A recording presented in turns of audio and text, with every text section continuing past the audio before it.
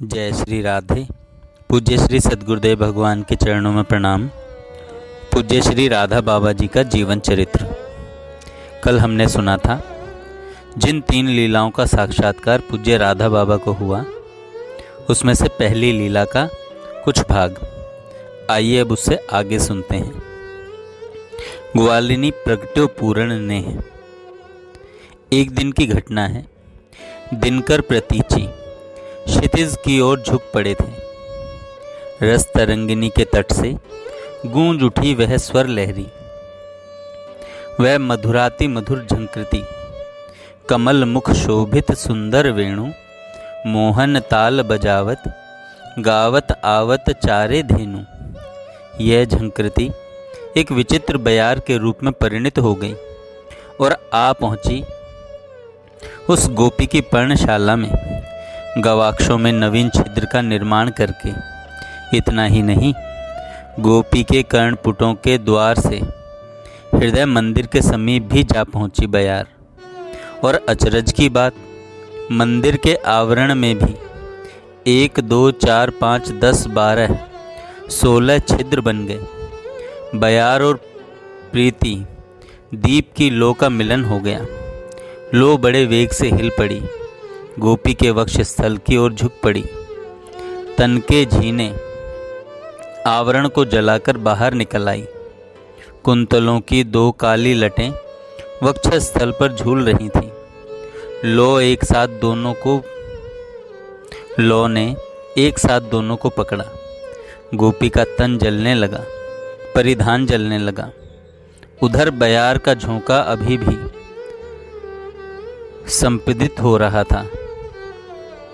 घास फूसमयी पर्णशाला के 2-3 लंबे तृण नीचे लटक पड़े।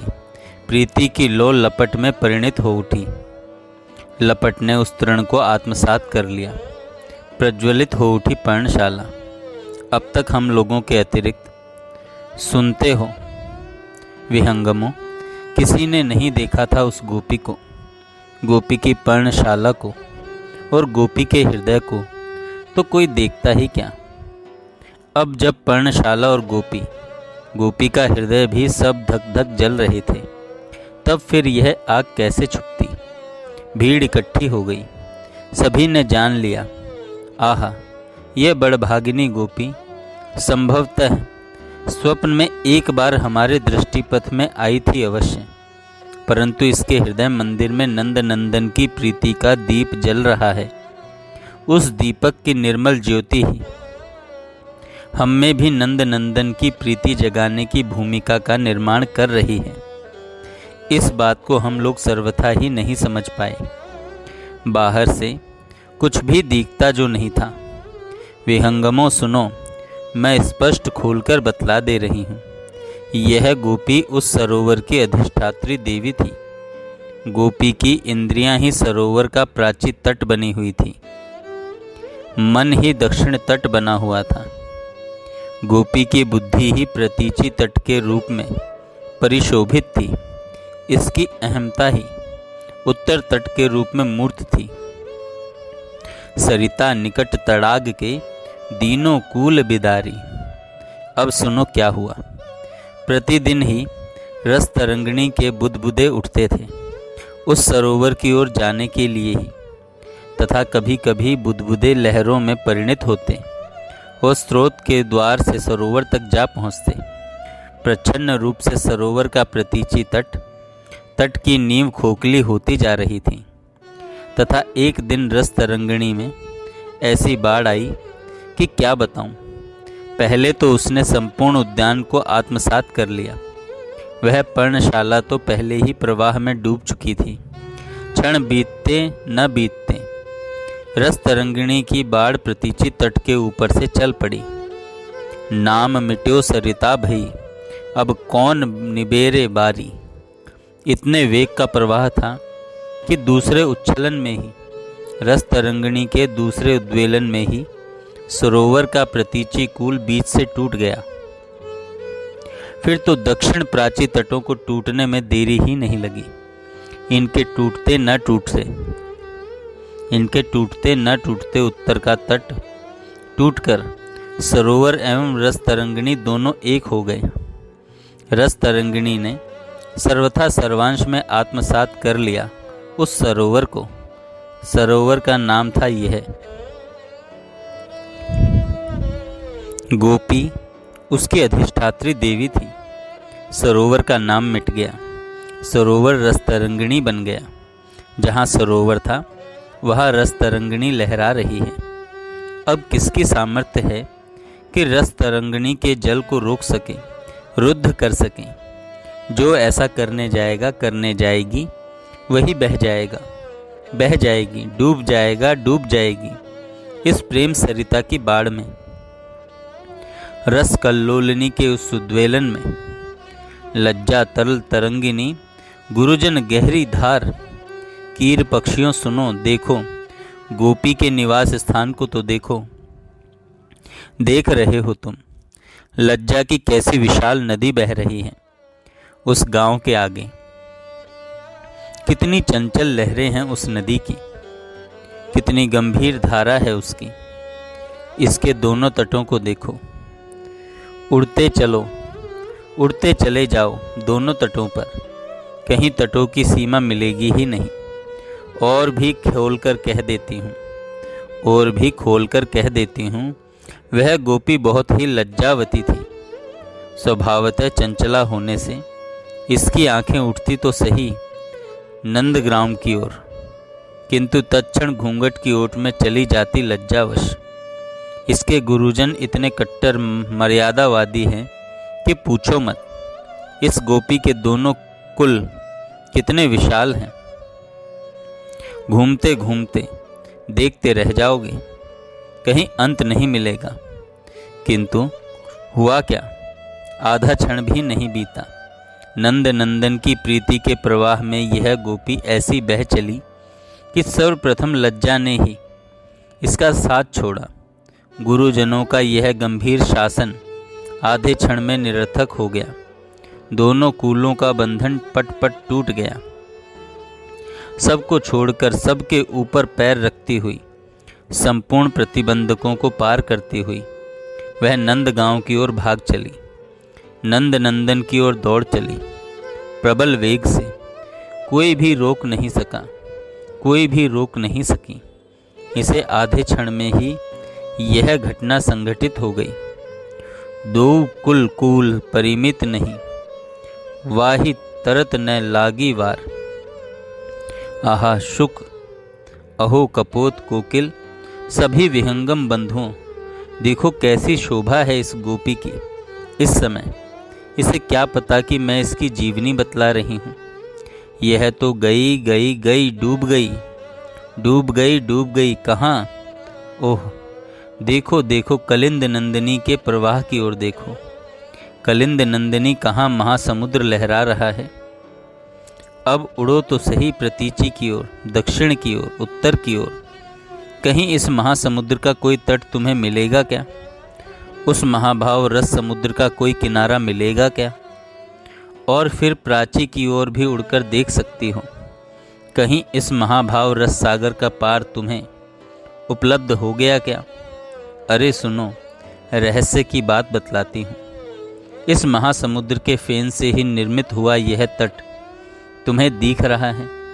उस फेन से ही निर्मित तमाल तरु राशि, कदम्ब कानन, यह वृंदारण्य कथन मात्र के लिए फेन से भला कैसे समझाऊं? अच्छा सुनो। इस रस सिंधु की लहरें ही शीत उपल के रूप में परिणित हो गई हैं, तरुजाल के रूप में परिणित हो गई हैं, गिरिशृंग के रूप में परिणित हो गई हैं। आंखें गड़ाकर देखो, वही विशुद्ध रस ही इस द्वीप के रूप में परिणित हो गया है। कहीं भी उस रस के अतिरिक्त तुम्हें इनमें कुछ भी अन्य वस्तु उपलब्ध होगी ही नहीं। ऐसे इस अपार महाभाव रस सुधा सागर में यह रस सुधा में द्वीप का भान हो रहा है। द्वीप की अनुभूति हो रही है तुम्हें। और कितना गहरा है यह महाभाव रस सुधा सिंधु। अरे इसमें तल है ही नहीं, यह नित्य अतल है। और देखो कैसी ऊंची ऊंची लहरें उठ रही हैं इसमें। कुछ समझे, ये लहरें क्या हैं? यशोदा के नीलमणि नंद नंदन ही इन उर्मियों के रूप में अभिव्यक्त हो रहे हैं। उनकी परम रसमयी लीलाएं ही उत्तुंग तरंग बन बनकर ऊपर उठ रही हैं। इस द्वीप को, उसके तट को आकर आर्द्र कर रही हैं। विधि भाजन ओछो रचो हो, लीला सिंधु अपार, उल्टी मगनता में भई हो, अब कौन निकासन हार। और देखो, इस गोपी की लघु हित स्वर्ण कलशी उलट गई। इस महारस सिंधु के प्रथम स्पर्श में ही देह से बाहर निकलकर लहरों में नाचने लग गई। फिर इसमें रस सिंधु का जल भरते कितनी देर लगी। बाहर निकलते न निकलते वह उल्टे मुंह वाली लघु स्वर्ण कलसी, छोटी सी हेममयी कलसी लीला रस से परिपूरित हो गई। दूसरी लहर में ही वह आगे बह चली। और देखो, दूर दूर दूर वहाँ डूब गई वह हृदय कलसी। इस समुद्र के अतल तल में विधाता में बुद्धि नहीं, अथवा जानबूझकर उसने इसे इतना छोटा बनाया। इसकी आकृति इतनी लघु कर दी, कौन बताए इसे।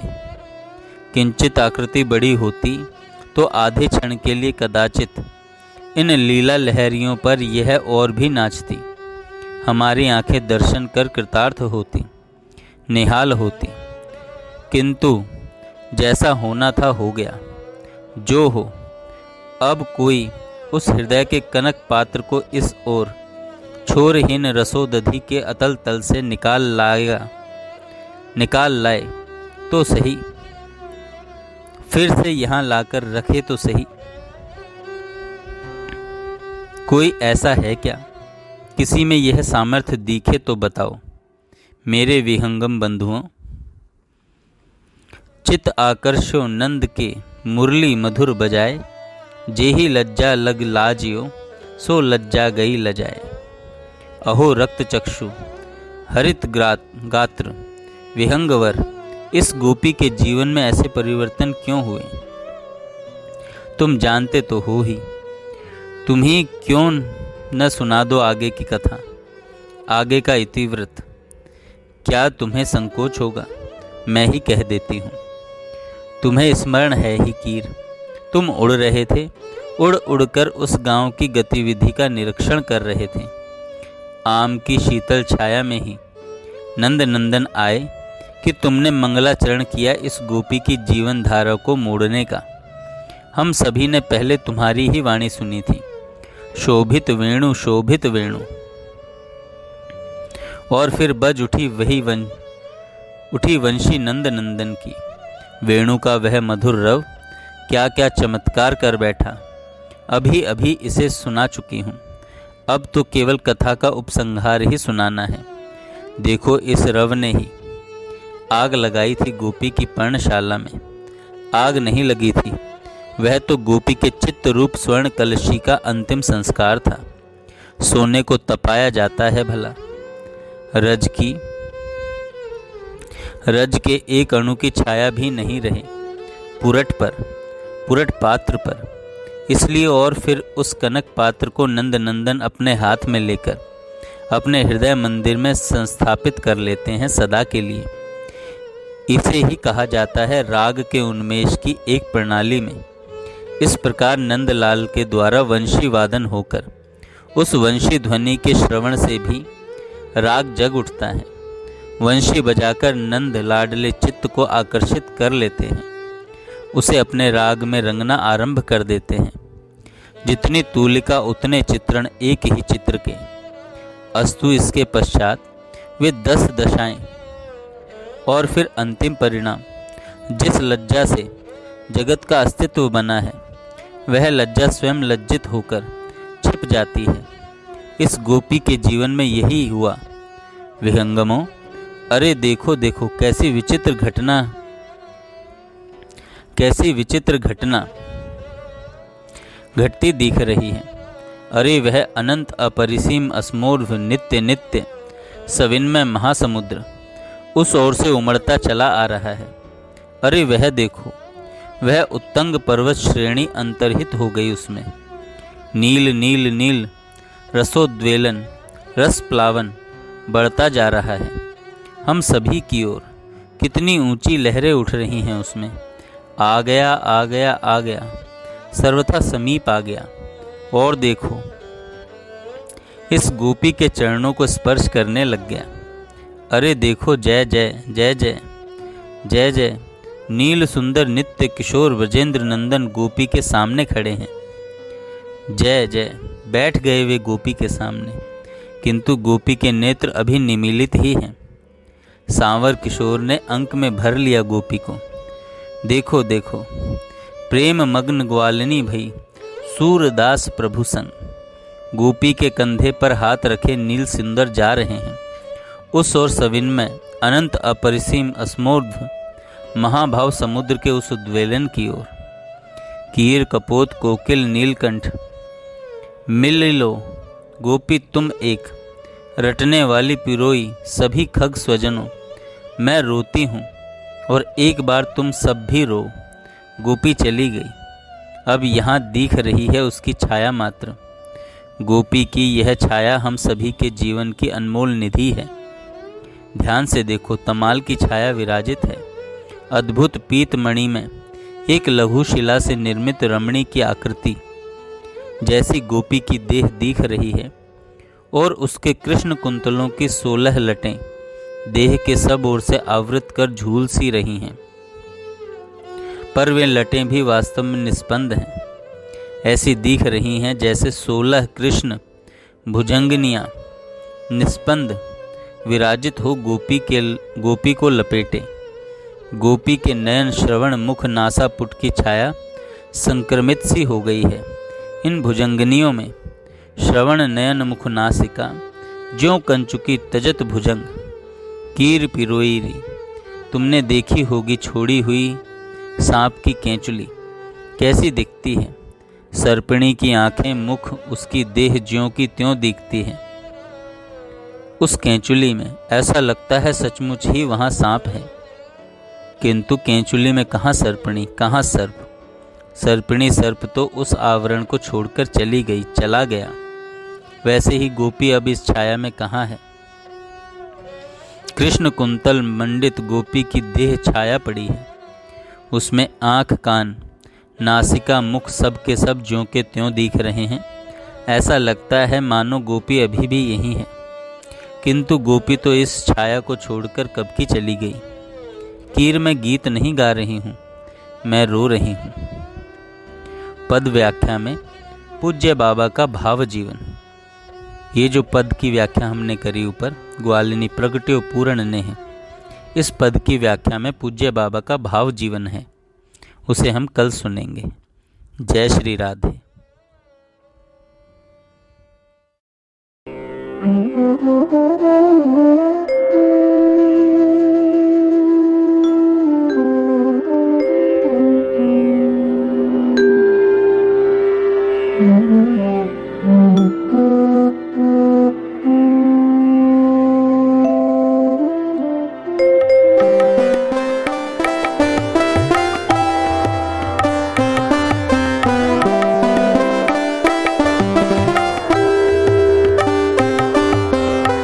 प्रेम रस सागर,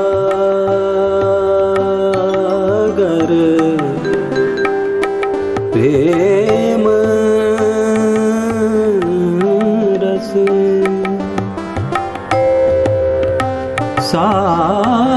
प्रेम रस सागर नागरी राधा।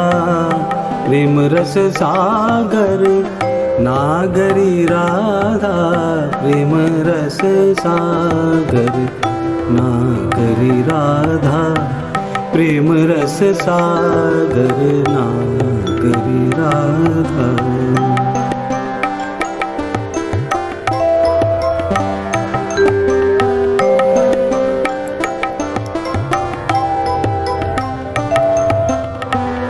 चरण चारु नख चंद्र चंद्रिका।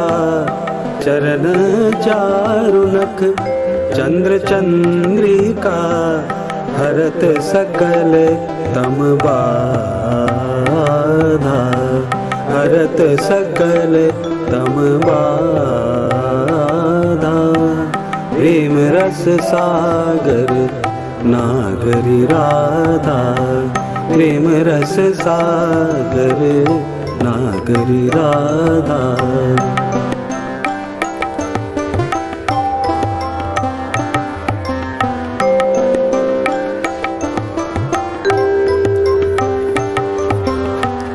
सुमिरत तुरत जरत बहुजन मन।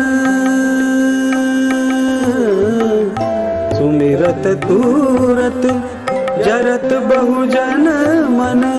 के अगणित अपराधा। के अगणित अपराधा। प्रेम रस सागर नागरी राधा। प्रेम रस सागर नागरी राधा। प्रेम रस सागर नागरी राधा। प्रेम रस सागर नागरी राधा।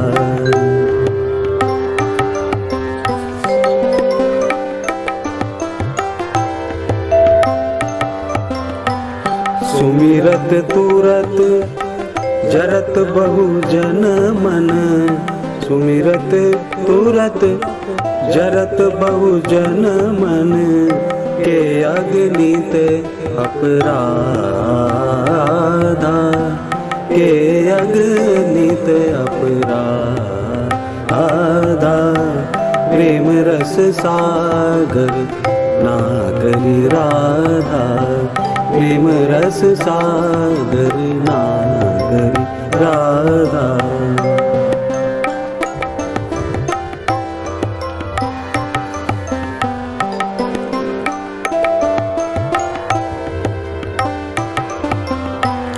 मिलत प्रेम पीयूष सुदुर्लभ।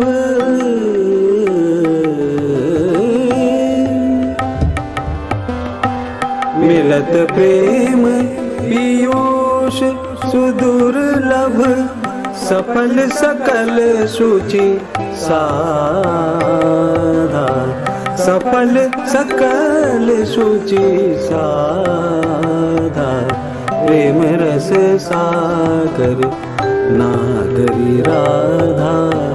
प्रेम रस सागर नागरी राधा। चरण चारु नख चंद्र चंद्रिका। चरण चारु नख चंद्र चंद्रिका। हरत सकल तम बाधा। हरत सकल तम बाधा। प्रेम रस सागर नागरी राधा। प्रेम रस सागर नागरी राधा।